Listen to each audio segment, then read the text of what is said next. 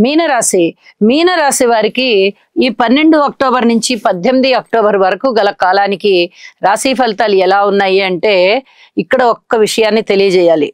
ఏలినాటి శని జరుగుతూ ఉన్నది. శని గారి యొక్క బలము లేదు.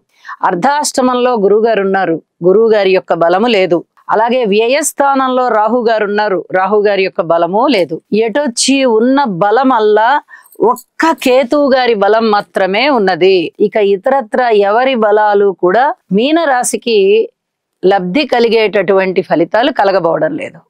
మరి ఇలా ఉన్నప్పుడు ఎవరికైనా కానీ పరిస్థితులు వ్యతిరేకంగానే ఉంటాయి. ఈ వ్యతిరేకమైన పరిస్థితుల నుంచి బయటపడడానికి కావలసినటువంటి మానసిక స్థైర్యాన్ని వీళ్ళు పెంపొందించుకోవాలి. అది పెంపొందించుకోవాలి అంటే నవగ్రహాల యొక్క హోమం చేసుకోవడం చాలా చాలా మంచిది. అలాగే హనుమాన్ చాలీసా చదవడం చాలా చాలా మంచిది.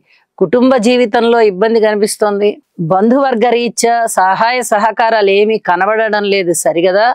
ఇంకా కొంత సూటిపోటి మాటలు వినబడుతున్నాయి.